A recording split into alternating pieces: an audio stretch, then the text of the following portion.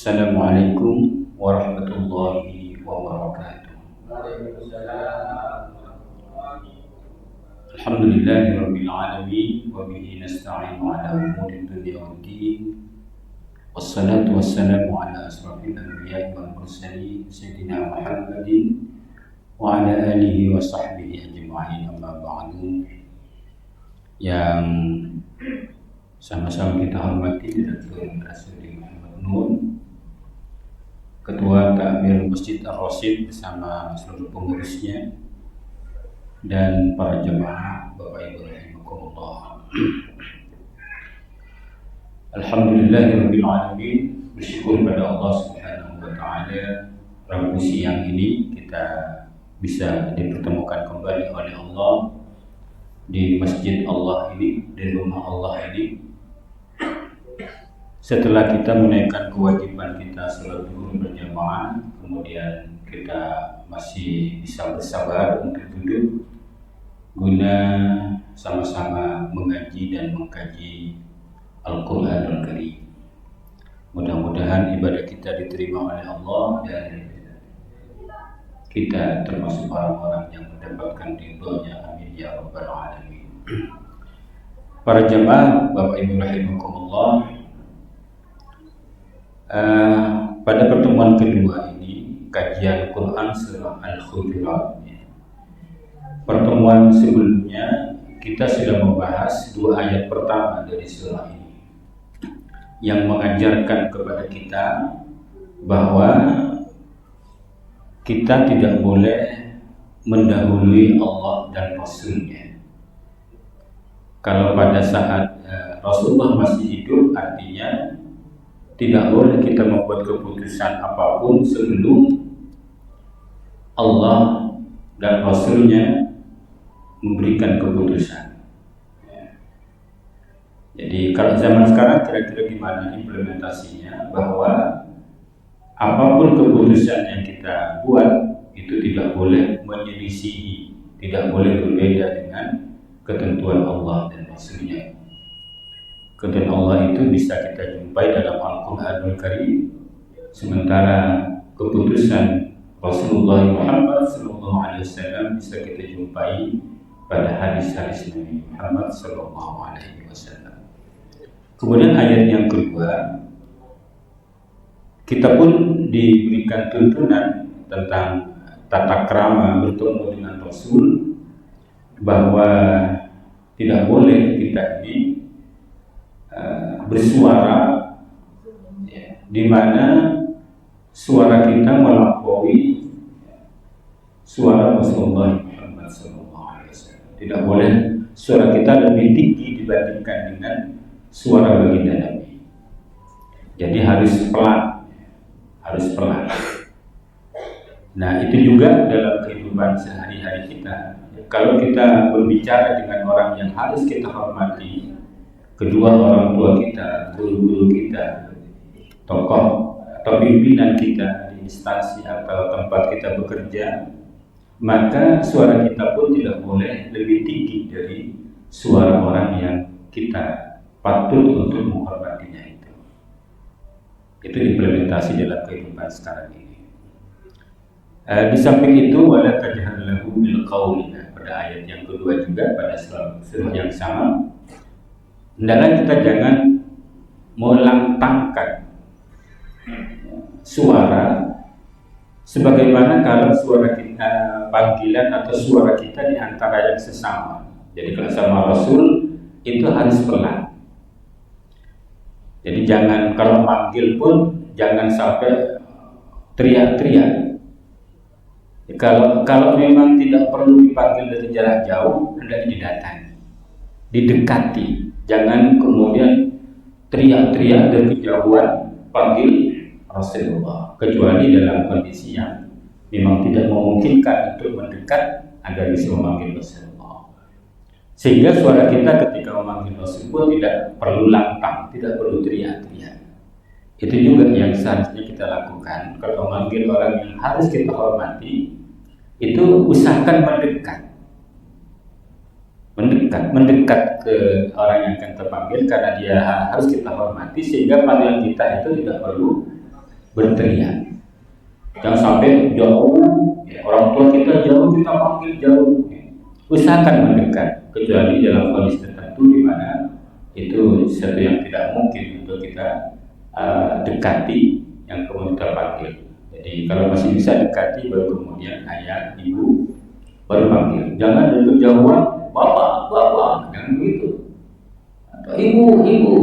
Kecuali dalam keadaan yang memang mengharuskan begitu. Nah, itu pelajaran yang bisa kita ambil pada ayat 1 dan ayat yang kedua. Kemudian ayat yang ketiga, A'udzubillahi minasyaitonir rajim. Innal ladzina yaghudduna aswatahum 'inda rasulillahi ulaika alladzina imtahana Allahu qulubahum littaqwa lahum maghfiratun wa ajrun 'azim. Ayat yang ketiga, Quran surah Al-Hujurat. Baik, pada ayat ketiga ini sesungguhnya merupakan kebalikan. Kalau pada ayat kedua itu janganlah engkau meninggikan, kalian meninggikan suara di atas suara Nabi. Kemudian ayat yang ketiga ini kebalikannya. Itu kalau dalam ilmu balaghah namanya uslub tibaq. Jadi kebalikan dari dua hal.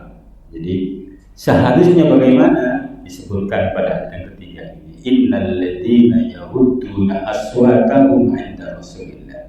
Sungguhnya orang-orang yang merendahkan, yaghudduna ini merendahkan tapi sekaligus melembutkan. Jadi namanya al-wuddu, ya, wuddu itu dua hal. Yang pertama al-khifdu, kecilkan bunyi suaranya, tapi juga al-layyinu, lembutkan, kecilkan dan lembutkan. Ada mungkin saja ada suaranya sudah rendah, kecil, tapi nggak lembut. Jadi kadang ibu-ibu kalau lagi marah sama suaminya mungkin ya kecil tapi keras, sehingga gitu ya. Sambil ngopi boleh, ya. Hampir nggak terdengar tapi ancaman gitu ya, keras gitu.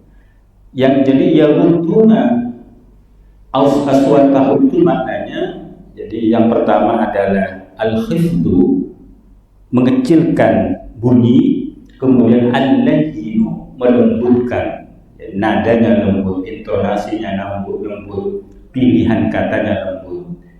Jadi kalau bahasa Arab memang tidak mengenal tingkatan berbahasa, ya, nggak ada tingkatan seperti bahasa Madura.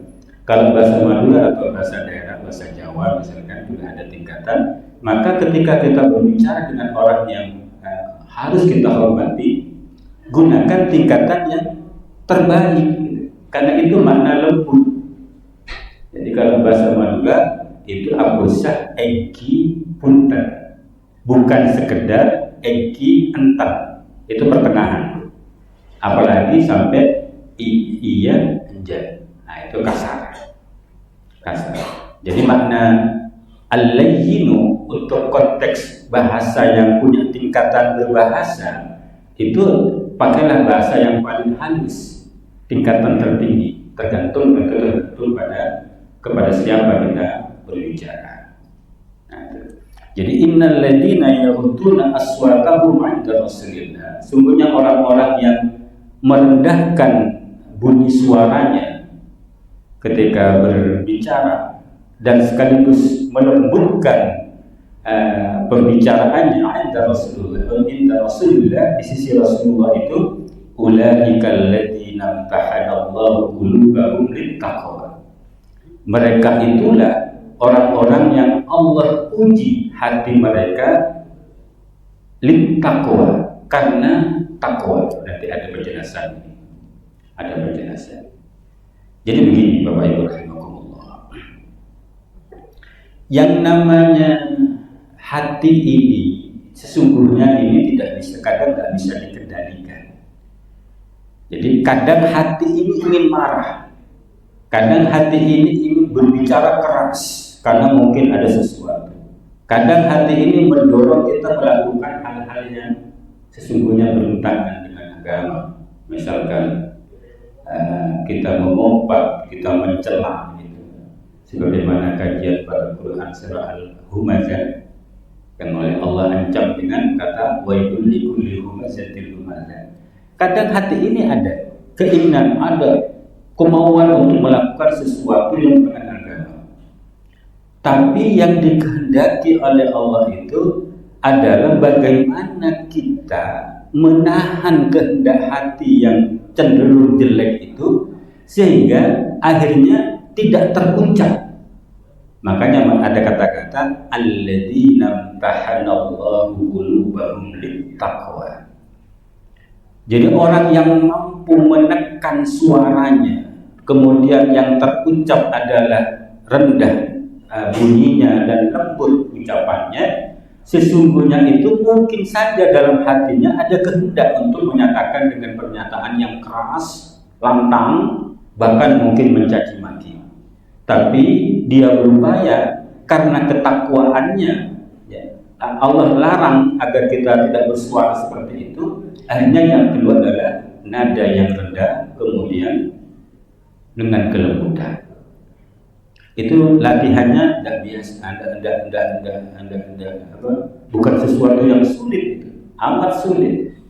Ketika marah, tapi kita masih bisa mengendalikan sehingga nada suara kita menjadi terdatar, tetap lembut, padahal hati ini marah, saking benar gitu ya.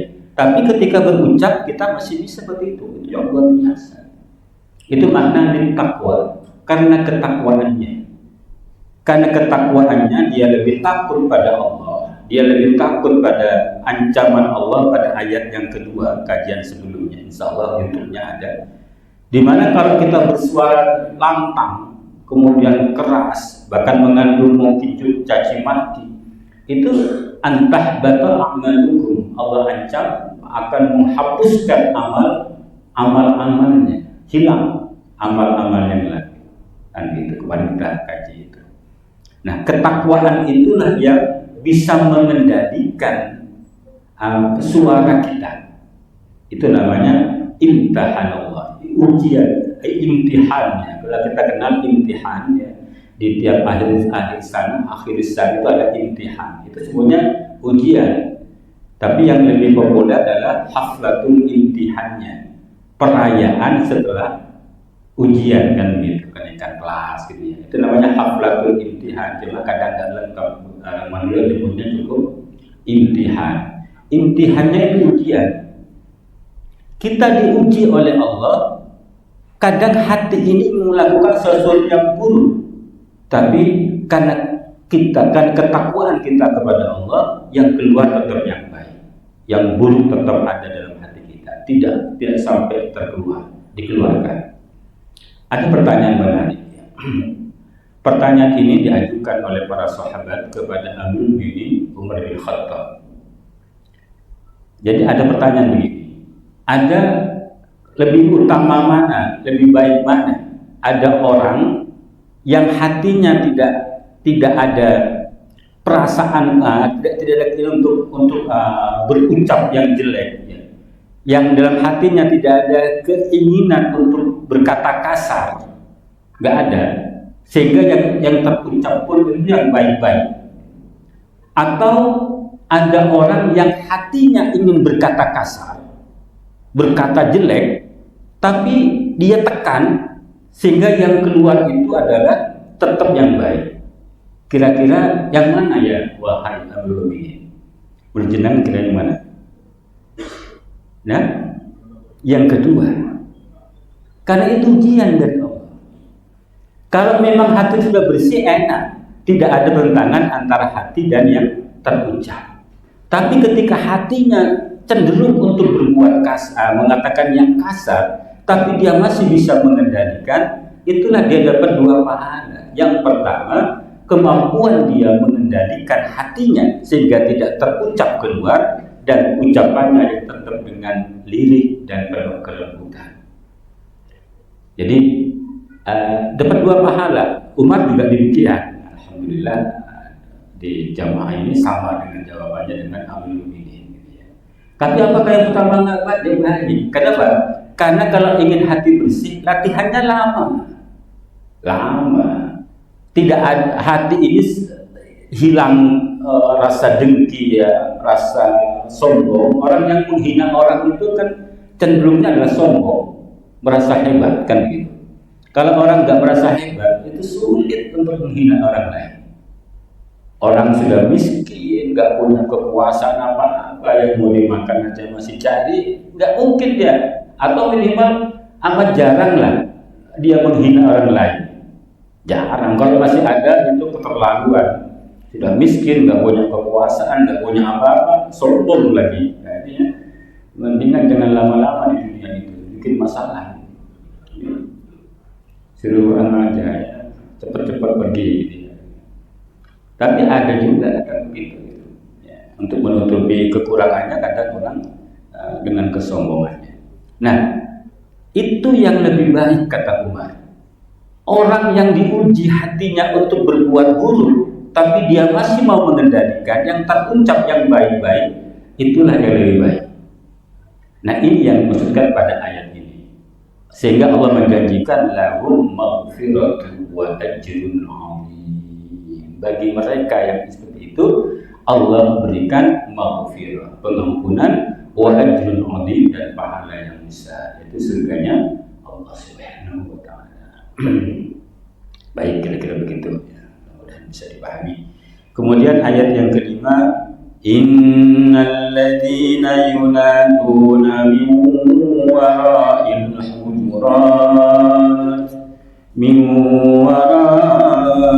hujurat aktsaruhum la yaqilun. Lanjutkan ayatnya karena ini satu kaitannya. Walau annahum sabaru hatta takhruja ilaihim lakana khairan lahum wallahu ghafurur rahim. Jadi pada awal pertemuannya, kajian sebelumnya, kita sudah bicara bahwa sebab nuzul dari awal surah Al-Hujurat ini ada sekelompok orang dari Banu Tamim yang datang menjumpai Rasul, yang kemudian dia ingin sowan Rasul. Dia orang beriman, ingin sowan, senang dengan Rasul, cuma tidak tahu caranya. Maka disebut sini aksaruhum la yaqilun. Mereka tidak tahu caranya, bagaimana cara bertemu Rasul. Ketika nyampe di Madinah, Rasulullah langsung panggil Rasul, sehingga ini disebabkan ayat. Jadi innal ladzina yunadunaka min wara'il hujurat, sungguhnya orang-orang yang memanggil Muhammad dari balik dinding-dinding. Jadi di sekitar Masjid Nabawi dulu, ya, sebelum perluasan saat ini, itu ada rumah-rumah istri para istri Rasulullah, rumah-rumah istri Rasulullah. Itu sangat sederhana, tidak seperti satu kamar kecil ya. Satu kamar, maka disebut dengan hujurat, satu kamar, jamaknya hujurat. Itu hanya dinding gubuk lah, begitu gubuk. Ya kalau ukurannya mungkin lah bisa 3x3 atau maksimal mungkin 5x5 ya. Mungkin sekitar itu. Itu istri Rasul ditempatkan situ setiap kamar-kamar dan rendah. Jadi atapnya itu gak bisa dipegang gitu. Sangat sederhana. Amat sangat sederhana. Bukan cuma RSS. Kalau RSS cuma sederhana itu masih bagus itu. Ini mungkin RSS gitu ya. Banyak sekali S-nya. Sangat sederhana. Itu seandainya bicara lembut saja, panggil saja assalamualaikum ya Rasulullah, tidak perlu teriak-teriak sedang itu, sudah dengar Rasulullah di dalam itu. Karena memang kecil dan pintunya enggak sebagus, enggak serapis, sederhana, amat sederhana. Tapi mereka ini ketika enggak keluar Rasul datang dari satu kamar ke kamar yang lain, dia satu rumah ke belakang. Muhammad. teriak-teriak. Dan keluar datang terus sampai Rasulullah itu terganggu, kan itu yang disebut ayat ini. Nah, kata Allah, innal ladzina yunadunaka min wara'il hujurat aktsaruhum la yaqilun. Cara mereka memanggilmu seperti itu karena mereka itu tidak tahu. Jadi ayat ini tuntunan.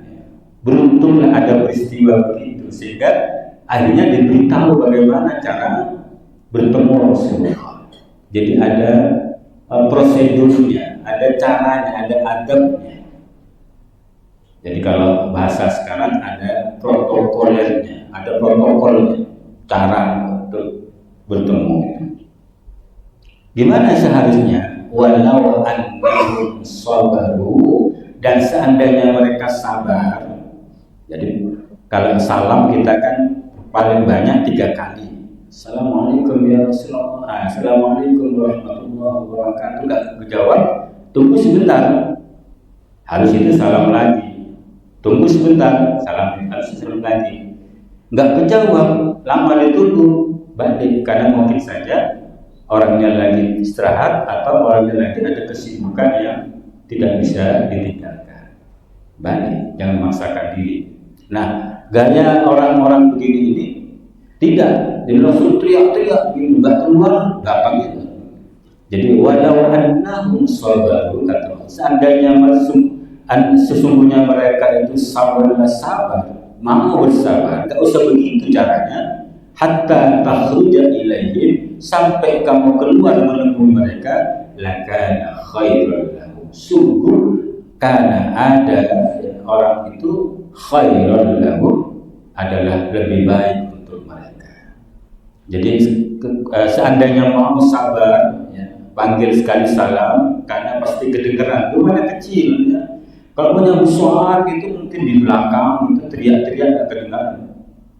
Kecuali ada belnya sampai ke belakang. Itu mana kecil, sangat kecil, amat sangat kecil sekali. Cuma sayangnya kalau dalam perspektif sejarawan, sayangnya ini rumahnya ini kemudian digusur. Seandainya nggak digusur, akan menjadi pelajaran amat berharga untuk kita. Rasulullah itu bukan hanya sekedar nabi di Madinah itu, tapi dia raja, kepala negara. Jadi seandainya rumah itu masih ada, aslinya masih ada, mungkin kita malu dengan Nabi dan Ummahatul Mukminin, para istri Nabi yang mulia. Malu kita, karena kita kurang bersyukurnya itu. Jadi kadang begini, ya, terutama ibu-ibu ini, ya, kadang mau guyon tapi bikin kepikiran datang ke rumah teman. Itu kalau awalnya temannya itu mungkin istri dari seorang sudah nyaman dengan kehidupan rumahnya yang meskipun sederhana, tapi si ibu ini ngomong gini aja, "Ban pernah berhenti," gitu aja ya. Datang silaturahim, tapi di antara obrolannya, nyaman, pernah gitu. Itu kan bikin masalah itu. Yang semula mungkin sudah tenang-tenang, ya, dengan segala kesederhanaannya sudah nyaman. Datang temannya, pertanyaan sederhana, mungkin nggak sadar. Dengan pertanyaan, nyaman, pernah, hanya mikir, iya kok ya, Roma tersempit kan. Ada hal yang enak sempit, Bu. Kalau tengkar itu nggak jauh-jauh gitu ya, tetap di situ. Jadi kalau panjenengan baca tafsir ayat wahjuruhunna fil madaji, ya, di antara kalau ada pertengkaran itu suami wajib memberikan nasihat. Kemudian wahjuruhunna fil madaji, tinggalkan istri itu fi itu di, bukan dari, fil madaji, di tempat tidur. Maksudnya apa? Kata Ibnu Abbas itu, jadikan punggungmu menghadap ke punggung istrimu, gitu. Korbongkoran atau korbongkoran pekutin terlencang korbongkoran. Kenapa? Karena memang tidak ada pilihan kamar lain gitu. Jadi jangan kemudian bertengkar diusir gitu. Kalau pertengkaran sudah keluar di rumah tangga itu, maka yang terjadi adalah tambah parah pertengkaran itu. Jadi jadikan punggungmu menghadap punggung istrimu, ya gitu ya. Mencir-menciran apa itu sudah lanjutkan. Gak usah di stop, lanjutkan gitu. Kan sebini macam gelap dia mana wah banyak balita di sini ya. Baik, jadi kata Allah semestinya mereka bersabar, itulah standar personal kalau mau bertamu. Jadi sekarang ini kita dilatih termasuk kalau bertamu seorang ya, jangan kemudian kadang ada yang salam tapi salamnya itu nyelekit.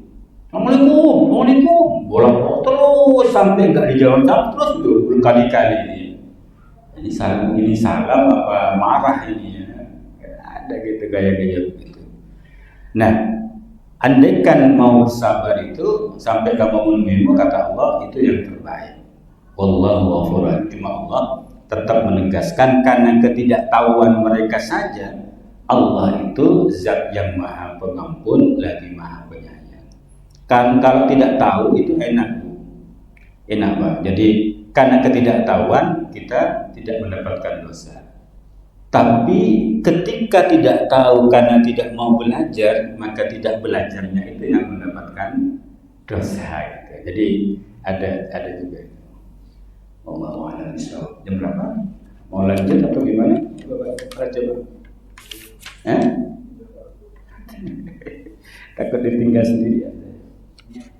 Cukup ya, cukup apa ya, cukup ya. Semoga ada manfaatnya.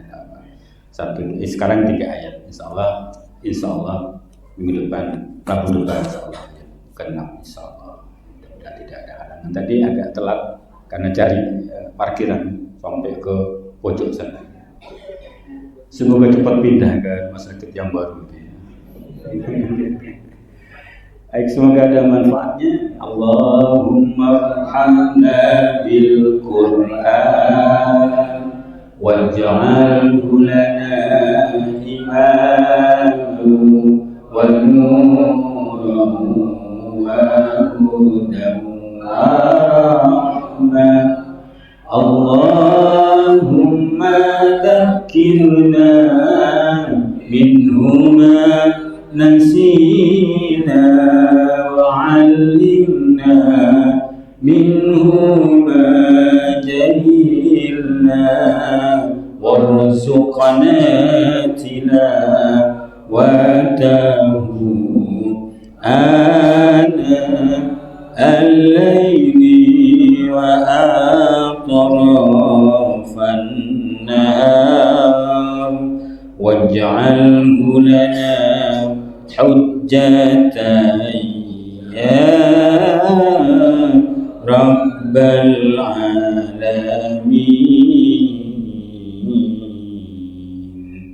والله الموفق والهادي إلى أقوام الطريق والسلام عليكم ورحمة الله وبركاته.